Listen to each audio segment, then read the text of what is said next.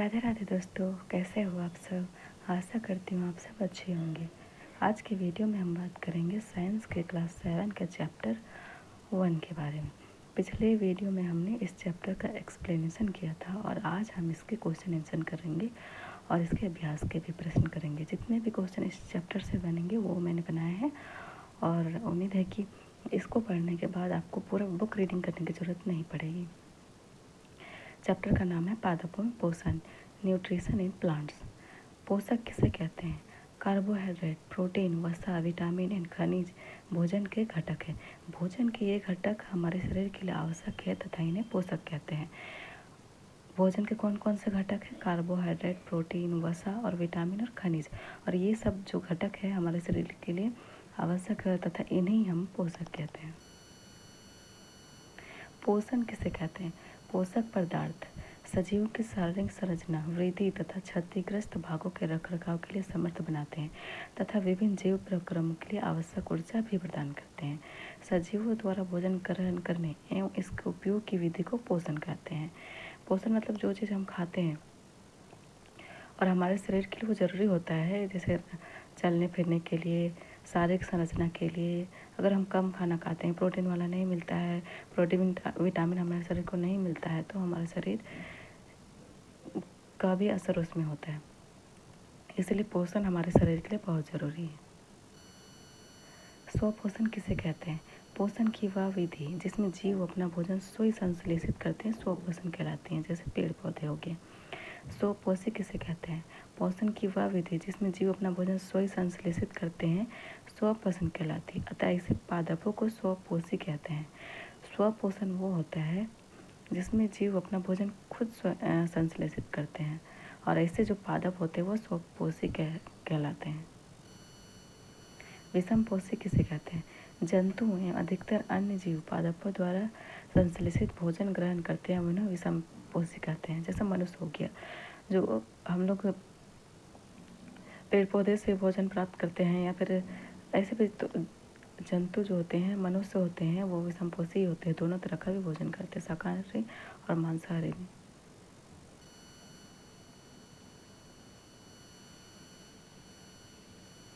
पादपों में खाद्य पदार्थों का संश्लेषण कैसे होता है?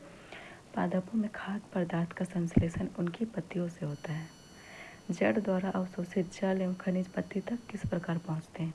मृदा में उपस्थित जल एवं खनिज जड़ मूल द्वारा अवशोषित किए जाते हैं तथा तने के माध्यम से पत्ती तक पहुँचाए जाते हैं। मृदा में जो उपस्थित जल एवं खनिज जड़ मूल द्वारा अवशोषित किए जाते हैं तथा तने के माध्यम से पत्तियों तक पहुँचाए जाते हैं। रंध्र किसे कहते हैं? पत्ती की सतह पर उपस्थित सूक्ष्म रंध्रों द्वारा वायु में उपस्थित कार्बन डाइऑक्साइड प्रवेश करती है। यह रंध्र द्वार कोशिकाओं द्वारा घिरे होते हैं। ऐसे छिद्र को रंध्र कहते हैं। आपने अक्सर देखा होगा कि पत्ती में छोटे छोटे छिद्र होते हैं, उसी को हम लोग रंध्र कहते हैं। जल एवं खनिज किसके द्वारा पत्तियों तक पहुँचाए जाते हैं? जल एवं खनिज वाहिकाओं द्वारा पत्तियों तक पहुँचाए जाते हैं। जल एवं खनिज किसके द्वारा पत्तियों तक पहुँचते हैं? वाहिकाओं द्वारा। ये वाहिकाओं जो होता है नली के समान होती है तथा जड़, तना, शाखाओं और पत्तियों तक फैली रहती है। जड़ में तना और शाखा और पत्ती तक फैली रहती है। पोषकों को पत्तियों तक पहुँचाने के लिए ये वाहिकाएं एक सतत मार्ग बनाती है। क्लोरोफिल किसे कहते हैं? पत्तियों में एक हरा वर्णक होता है जिसे क्लोरोफिल कहते हैं। क्लोरोफिल सूर्य के प्रकाश, सौर प्रकाश की ऊर्जा का संग्रहण करने में पत्ती की सहायता करता है। प्रकाश संश्लेषण किसे कहते हैं? क्लोरोफिल सूर्य के प्रकाश, सौर प्रकाश की ऊर्जा का संग्रहण करने में पत्ती की सहायता करता है। इस ऊर्जा का उपयोग जल एवं कार्बन डाइऑक्साइड में से खाद्य संश्लेषण में होता है, क्योंकि खाद्य संश्लेषण सूर्य के प्रकाश की उपस्थिति में ही होता है, इसलिए इसे प्रकाश संश्लेषण कहते हैं। प्रकाश संश्लेषण के दौरान पत्ती की क्लोरोफिल युक्त कोशिकाएं सूर्य के प्रकाश की उपस्थिति में कार्बन डाइऑक्साइड एवं जल से कार्बोहाइड्रेट का संश्लेषण करती हैं। कार्बन डाइऑक्साइड प्लस जल, सूर्य का प्रकाश और क्लोरोफिल, कार्बोहाइड्रेट प्लस ऑक्सीजन। इस प्रक्रम में ऑक्सीजन निर्मुक्त होती है। प्रकाश संश्लेषण के प्रक्रम में ऑक्सीजन निर्मुक्त होती है और कार्बन डाइऑक्साइड पेड़ पौधे लेते हैं। कार्बोहाइड्रेट अंततः मंड स्टार्च में परिवर्तित हो जाते हैं। पत्ती में स्टार्च की उपस्थिति प्रकाश संश्लेषण प्रक्रम का संपन्न होना दर्शाता है। पत्ती में अगर स्टार्च है तो उसमें प्रकाश संश्लेषण प्रक्रम का संपन्न होना दर्शाता है।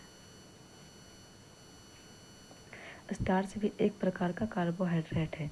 पत्तियों के अतिरिक्त पादपों के दूसरे हरे भागों जैसे कि हरे तने या हरी शाखाओं में भी प्रकाश संश्लेषण होता है। सौर ऊर्जा कहाँ संग्रहित की जाती है? पत्तियों द्वारा सौर ऊर्जा संग्रहित की जाती है तथा पादप में खाद के रूप में संचित हो जाती है। अतः सभी जीवों के लिए सौर ऊर्जा का चरम स्रोत है। सभी जीवों के लिए सौर क्या है? ऊर्जा का चरम स्रोत है। मरुस्थलीय पादपों में प्रकाश संश्लेषण कैसे होता है? मरुस्थलीय पादपों में वाष्पोत्सर्जन द्वारा जल क्षय को कम करने के लिए पत्तियां सल्क अथवा शूल रूपी हो जाती है। इन पादपों के तने हरे होते हैं तथा प्रकाश संश्लेषण का कार्य करते हैं। जैसे आपने कैक्टस का पौधा देखा होगा, उसका जो होता है शूल रूपी काटा होता है और उसका जो तना होता है मोटा होता है। कुछ पादपों की पत्तियां गहरी लाल, बैंगनी अथवा भूरे रंग की होती हैं। क्या इन पत्तियों में भी प्रकाश संश्लेषण होता है? हरी पत्तियों के अतिरिक्त अन्य वर्ण रंग की पत्तियों में भी क्लोरोफिल होता है, परंतु इन पत्तियों में उपस्थित लाल, भूरे अथवा अन्य वर्णक क्लोरोफिल के हरे रंग का प्रच्छादन कर देते हैं अर्थात ढक लेते हैं। इन पत्तियों में भी प्रकाश संश्लेषण होता है। शैवाल किसे कहते हैं?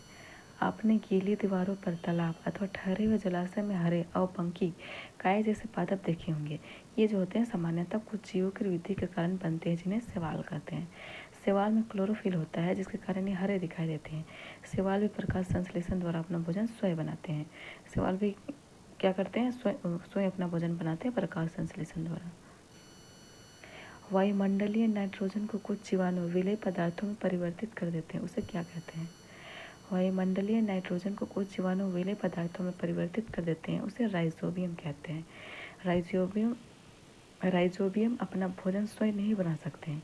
ये चना, मूंग, सेम तथा अन्य फलीदार पादपों के जड़ों में रहते हैं तथा उन्हें नाइट्रोजन की आपूर्ति करते हैं। इसके बदले पादप जो होता है राइजोबियम जीवाणु को आवास एवं खाद प्रदान करते हैं, अतः उन्हें सहजीवी संबंध बनता है।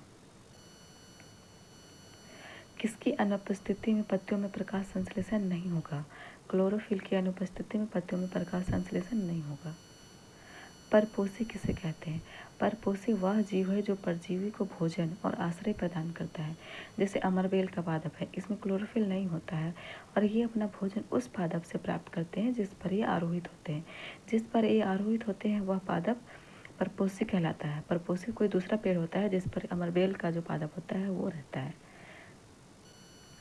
परजीवी किसे कहते हैं? परजीवी अपना भोजन और आवास दूसरे जीवित चीज से प्राप्त करता है। जैसे अमरबेल जैसे पादप परपोषी को अमूल्य पोषकों से वंचित करते हैं, अतः उन्हें परजीवी कहते हैं। कीटभक्षी पादप किसे कहते हैं? कीटभक्षी पादप इंसेक्टिवोरस प्लांट्स वे पौधे हैं जो अपना भोजन विशेषकर नाइट्रोजन प्राप्त करने के लिए कीड़ों और छोटे जीवों को फंसाकर उनका पाचन करते हैं। ये मुख्य रूप से नाइट्रोजन कमी वाले मिट्टी में उगते हैं और प्रकाश संश्लेषण द्वारा अपना भोजन खुद बना सकते हैं। इन्हें मांसाहारी पादप या कीटभक्षी पादप कहा जाता है।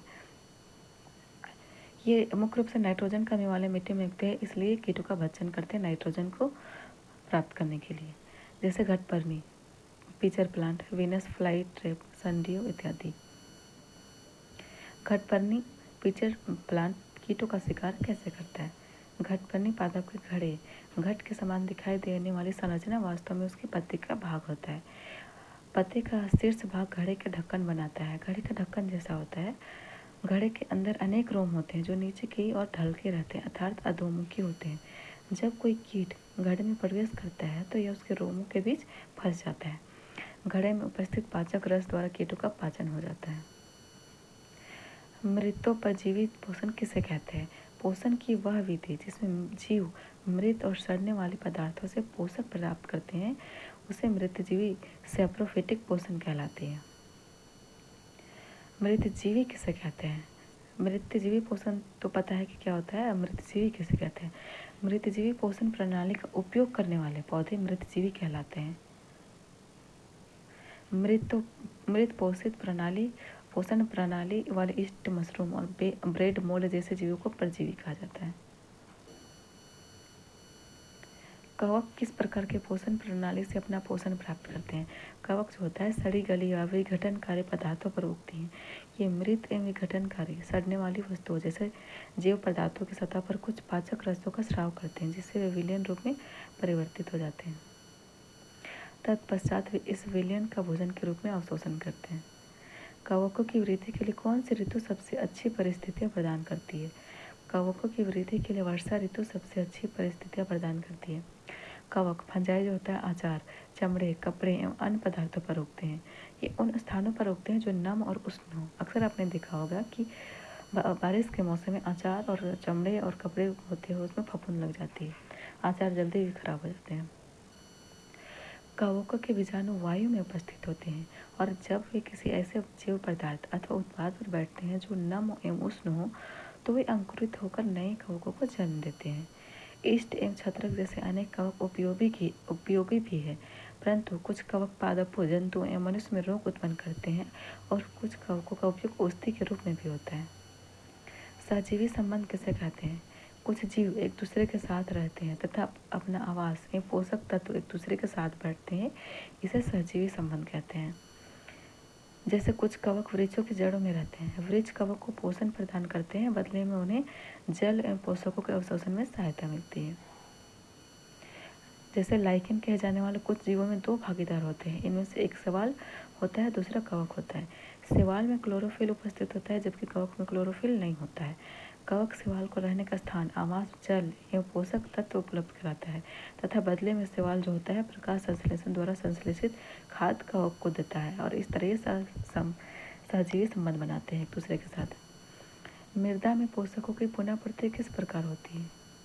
मृदा मिट्टी में पौधों के लिए आवश्यक पोषक तत्वों जैसे नाइट्रोजन, फास्फोरस, पोटेशियम की पुनःपूर्ति मुख्य रूप से प्राकृतिक प्रक्रियाओं और मानवीय प्रयासों, खेती की विधियों द्वारा होती है।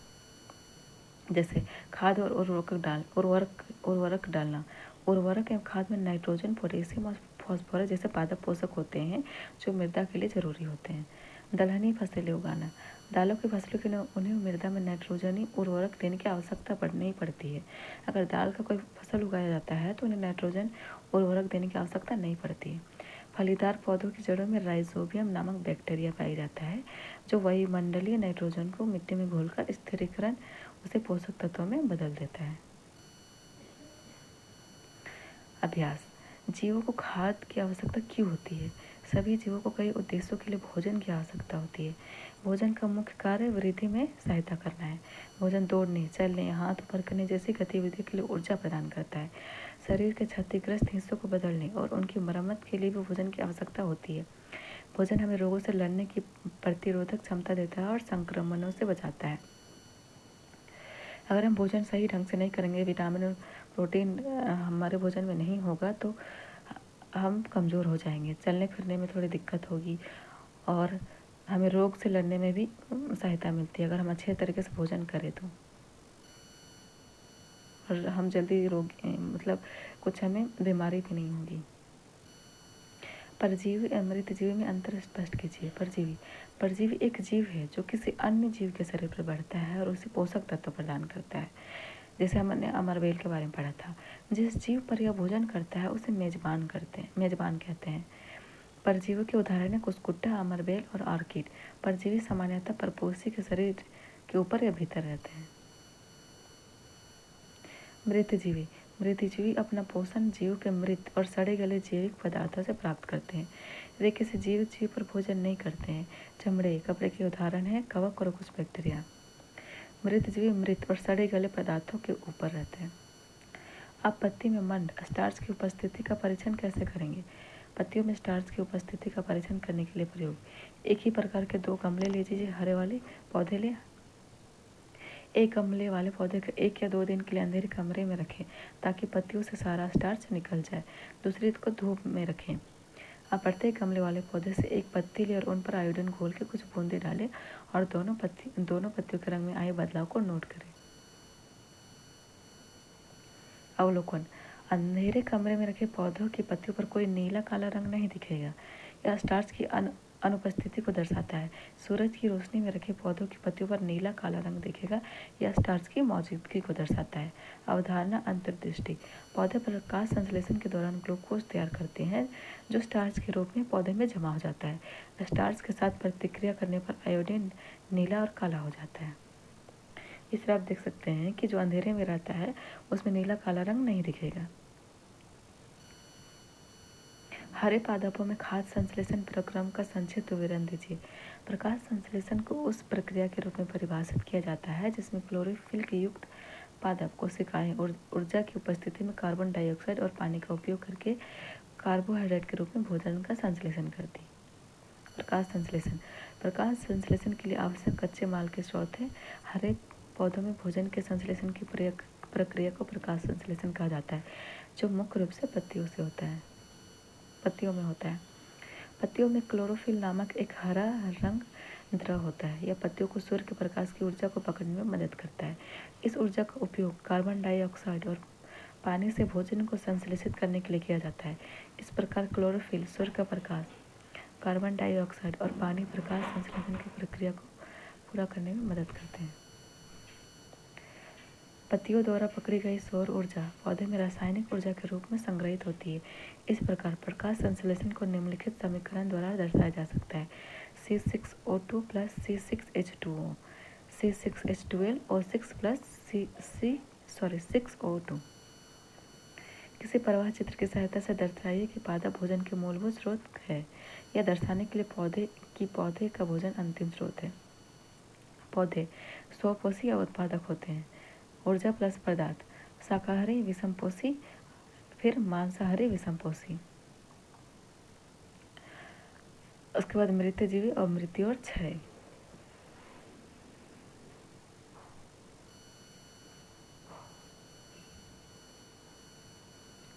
पहले उत्पादक में आ जाते हैं आपका पौधे, उसके बाद होते हैं शाकाहारी, उसके बाद होते हैं मांसाहारी। रिक्त स्थानों की पूर्ति कीजिए। क्योंकि हरे पादप अपना खाद्य स्वयं बनाते हैं, इसलिए उन्हें स्वपोषी कहते हैं।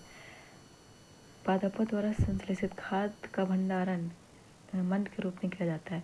प्रकाश संश्लेषण के प्रक्रिया में जिस वर्णक द्वारा सौर ऊर्जा संग्रहित की जाती है उसे क्लोरोफिल कहते हैं। प्रकाश संश्लेषण में पादप वायुमंडल से कार्बन डाइऑक्साइड लेते हैं तथा ऑक्सीजन का उत्पादन करते हैं। निम्न कथनों से संबंध परिभाषिक शब्द बताइए। पीत दुर्बल तने वाला परजीवी पादप है अमरबेल। एक पादप जिसमें स्वपोषण एवं विषम पोषण दोनों ही प्रणाली पाई जाती है वो है घटपर्णी। वे रंध्र जिनके द्वारा पत्तियों में गैसों का आदान प्रदान विनिमय होता है पर्णरंध्र। सही उत्तर पर टिक का चिन्ह लगाइए। अमरबेल उदाहरण है किसी स्वपोषिका, परजीविका, मृतजीविका, परपोषिका। आंसर होगा परजीविका। स्पष्टीकरण, एक परजीवी पौधा अपने कुछ या सभी पोषण संबंधी आवश्यकताओं को किसी अन्य जीवित पौधों से प्राप्त करता है। अक्सर पानी और पोषक तत्वों को निकालने के लिए विशेष संरचना का उपयोग करता है। जैसे हमने ऊपर पढ़ा था कोई दूसरा पेड़ और अमरबेल के बारे में। कीटों को पकड़कर अपना आहार बनाने वाले पादप का नाम क्या है? अमरबेल, गुड़हल, घटपर्णी, गुलाब। आंसर होगा घटपर्णी। घटपर्णी पौधों की पत्तियां रूपांतरित होती है जो पाचन द्रव से भरी एक गहरी गुहा बनाती है जो उसमें गिरने वाले कीटों में को फंसा लेती है तथा पौधों को आवश्यक पोषक तत्व प्रदान करती है। कॉलम 1 में दिए गए शब्दों का मिलान कॉलम बी के शब्दों से कीजिए। Column A, chlorophyll. क्लोरोफिल होता है पत्ती में। नाइट्रोजन, जीवाणु। राइजोबियम जो होते हैं जीवाणु, उसमें नाइट्रोजन। अमरबेल, परजीवी होते हैं जो दूसरे ये पेड़ पौधे पे आश्रित होते हैं। जंतु, परपोषित, कीटभक्षी, घटपर्णी। निम्न कथनों में से सत्य एवं असत्य कथनों का चयन कीजिए। प्रकाश संश्लेषण में कार्बन डाइऑक्साइड मुक्त होती है, असत्य। प्रकाश संश्लेषण में ऑक्सीजन निकलती है। ऐसे पादप जो अपना भोजन स्वयं संश्लेषित करते हैं मृतजीवी कहलाते हैं, असत्य। ऐसे जो पौधे अपना भोजन स्वयं संश्लेषित करते हैं उन्हें स्वपोषी कहा जाता है, जबकि मृतपोषी अपना भोजन निर्जीव कार्बनिक पदार्थों से प्राप्त करते हैं। प्रकाश संश्लेषण का उत्पाद प्रोटीन नहीं है, सत्य। प्रकाश संश्लेषण का जो उत्पाद प्रोटीन नहीं है। प्रकाश संश्लेषण में सौर ऊर्जा का रासायनिक ऊर्जा में रूपांतरण हो जाता है, सही। प्रकाश संश्लेषण में सौर ऊर्जा का जो होता है रासायनिक ऊर्जा में रूपांतरण हो जाता है। सही विकल्प चुनिए। पादप के किस भाग द्वारा प्रकाश संश्लेषण हेतु वायु से कार्बन डाइऑक्साइड ले जाती है? मूल रोम, रंध्र, पर्णशिराएं, बाह्यतक। आंसर होगा रंध्र। रंध्र पत्तियों पर उपस्थित सूक्ष्म छिद्र होते हैं। आमतौर पर पत्ती के नीचे की तरफ, जो प्रकाश संश्लेषण और श्वसन के दौरान पौधों में गैस से विनिमय ऑक्सीजन और कार्बन डाइऑक्साइड में मदद करते हैं। वायुमंडल से मुख्यतः जिस भाग द्वारा पादप कार्बन डाइऑक्साइड प्राप्त करते हैं वह क्या है? जड़, तना, पुष्प, पत्तियां। आंसर होगा पत्तियां। वायुमंडल से मुख्यतः जिस भाग द्वारा पादप कार्बन डाइऑक्साइड प्राप्त करते हैं वह है पत्तियां। इसी के साथ चैप्टर 2 यहीं समाप्त होती है और अगले वीडियो में हम चैप्टर 1 यहीं समाप्त होती है।